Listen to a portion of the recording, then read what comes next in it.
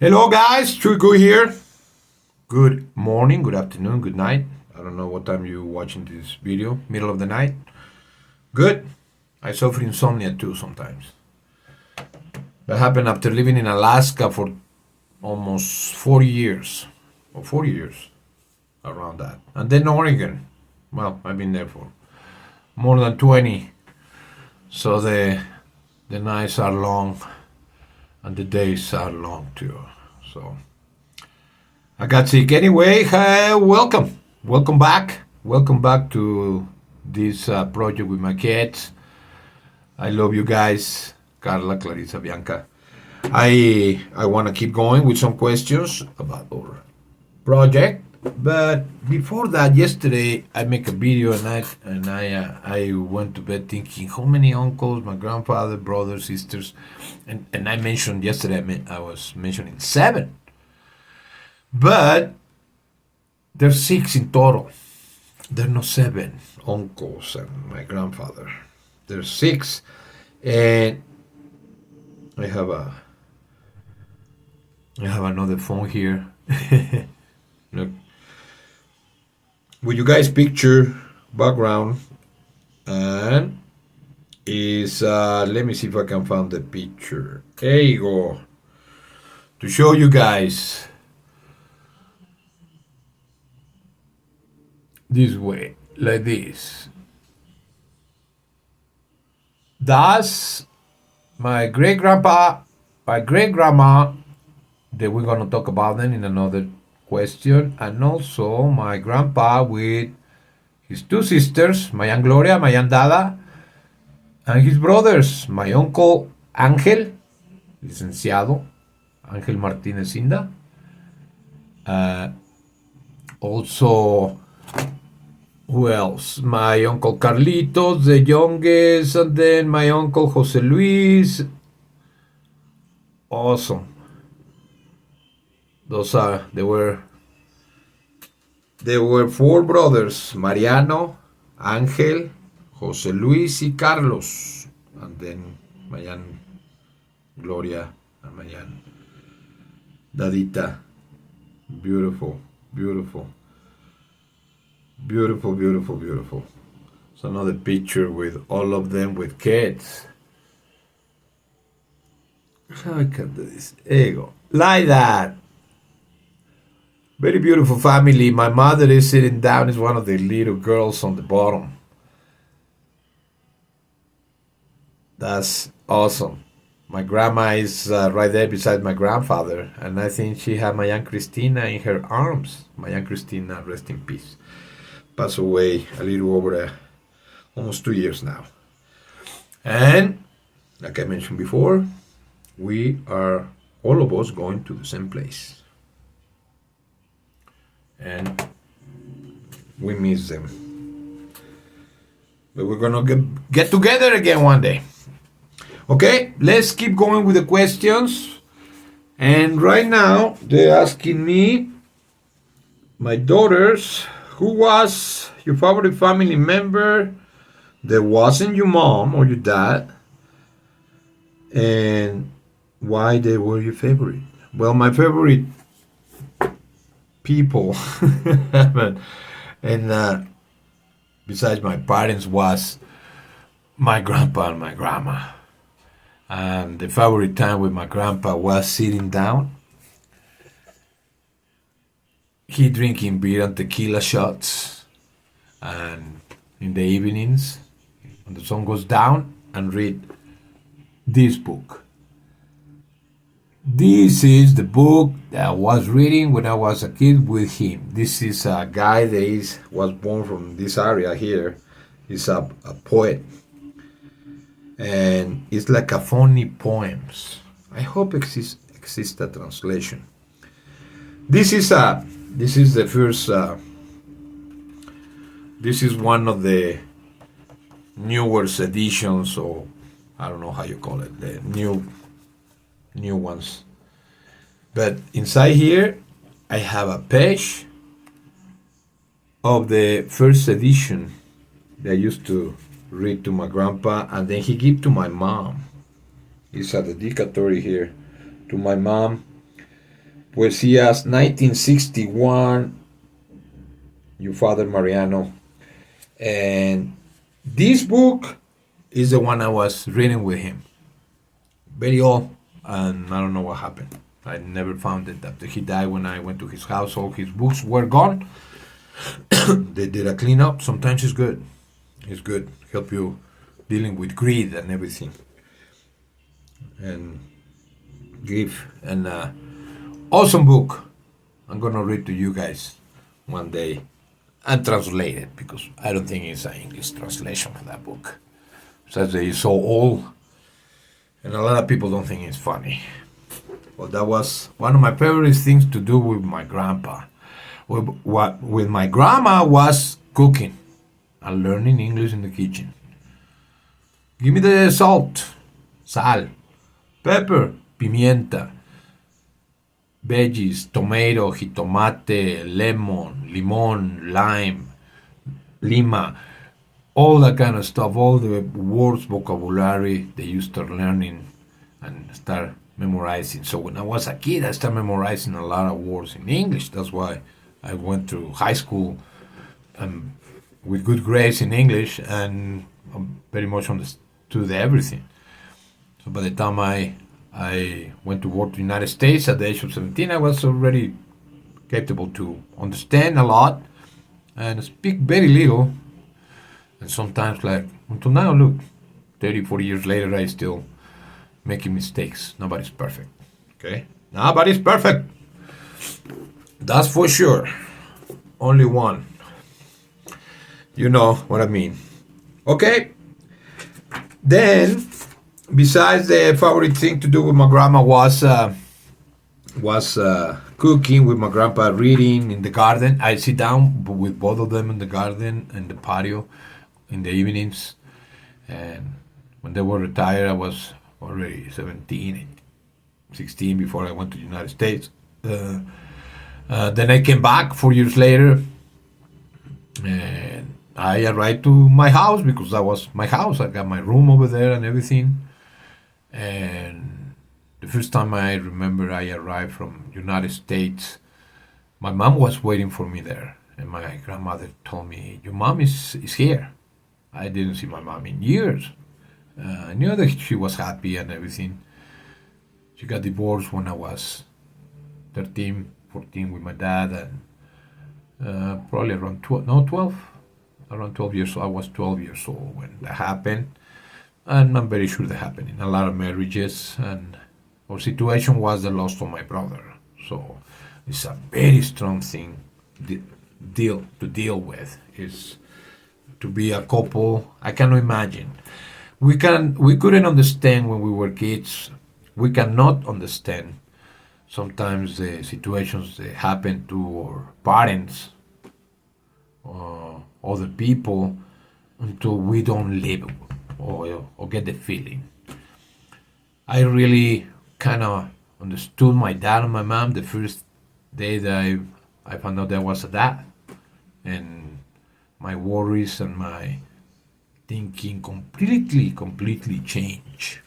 And it's so I was very proud of my dad and my mom. They keep the marriage together for a while for us, but for my mom to see us without the empty space of my brother was unbearable. So she had to, for her to get better, she needs to move out and leave us behind.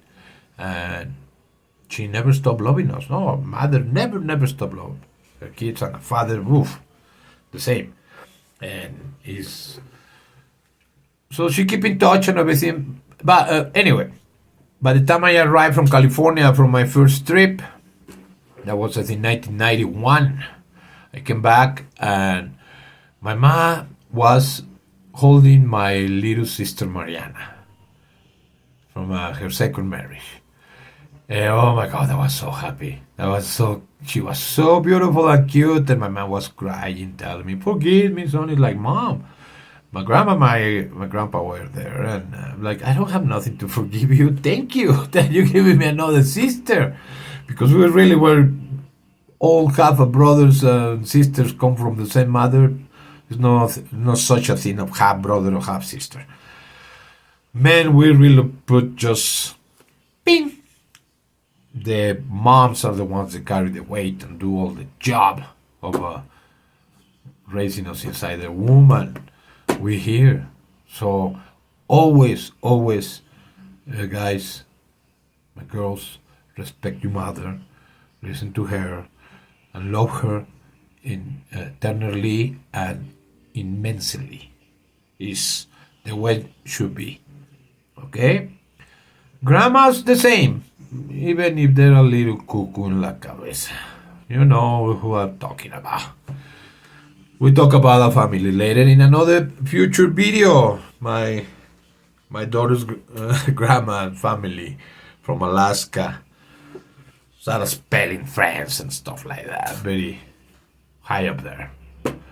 Very nice family. Very nice. Like all the families, everybody have issues, but good families.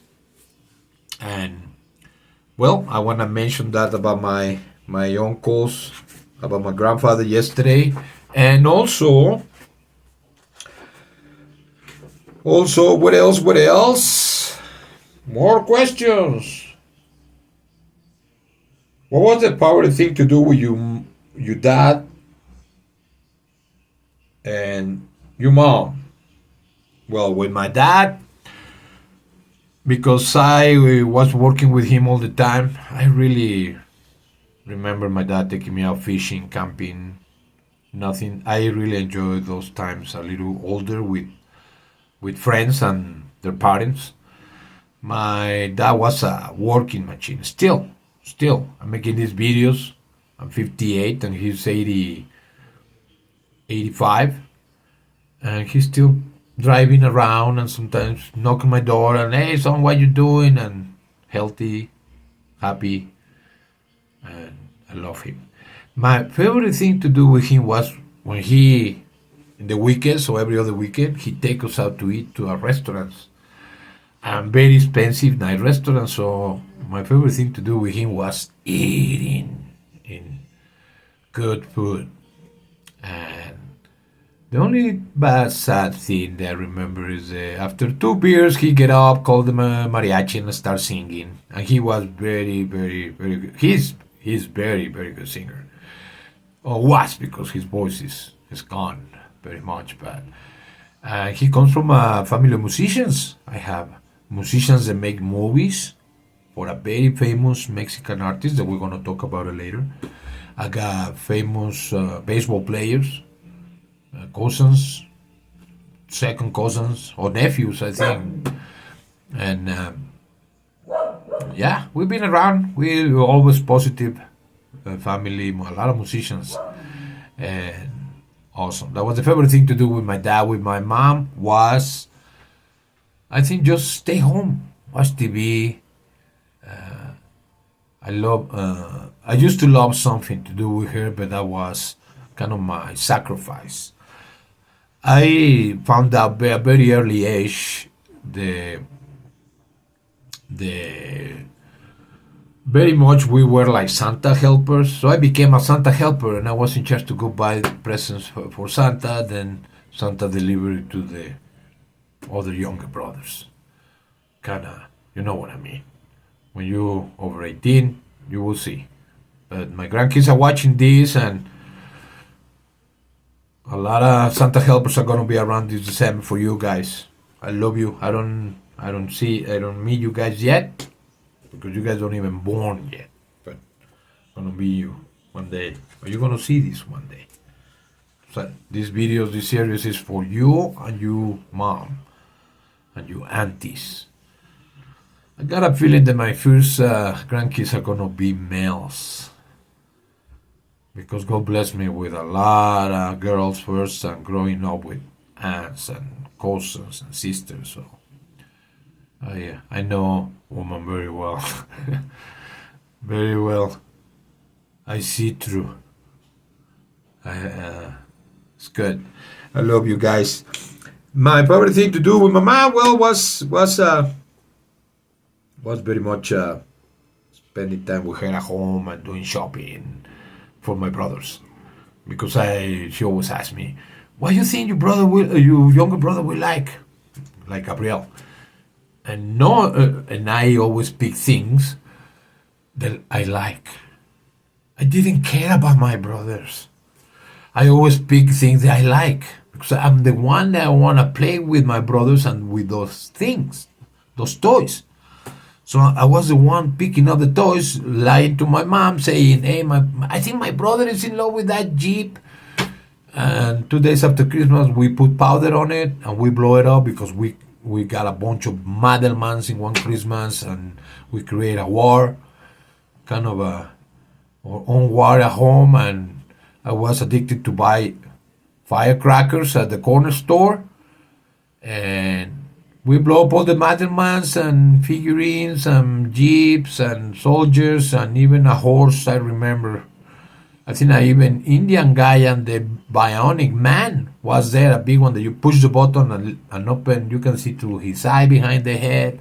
The $6 million man, we ordered that one time too. When we were kids, those amazing toys, old toys. Now they're probably in a museum and say they're vintage.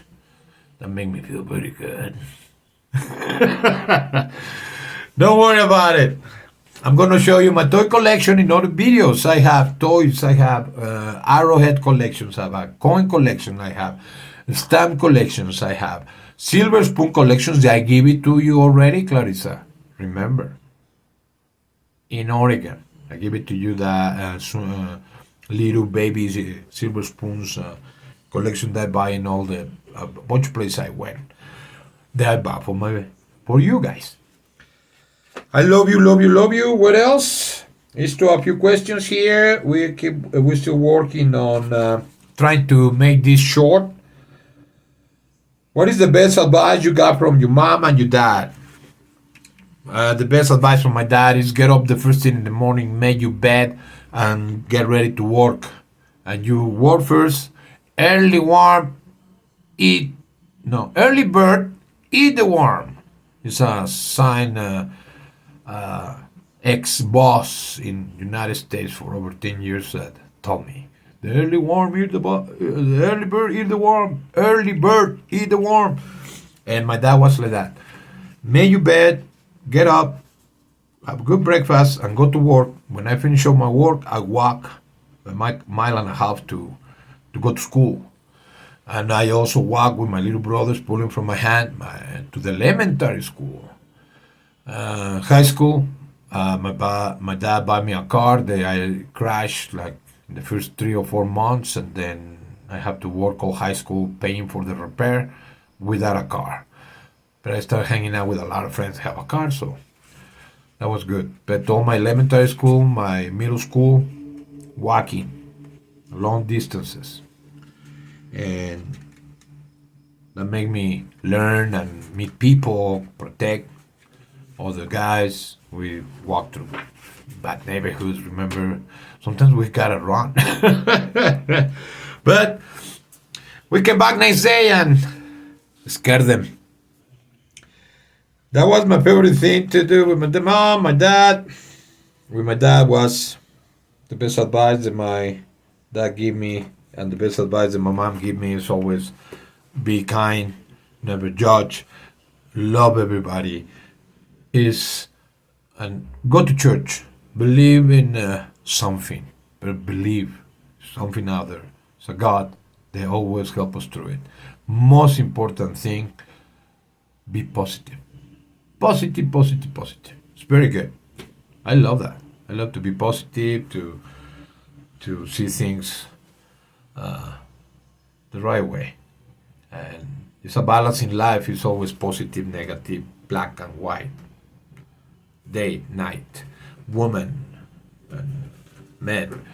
It's always two sides of the coin, and we need to learn through life how to live with a balance and always try to be towards more the positive side. That will be keep us always good, healthy here, and spirit, and we go through life happy. Happiness is very important, especially for you guys. So. Gonna be raising kids, and it's gonna be tough, but positive Thinking positive is gonna be a piece of cake. Then you're gonna have another one and another one. Positive moms usually have a lot of kids. Now the new generations is no kids or only one. I don't know. Well, there's two, three questions right there that we answer.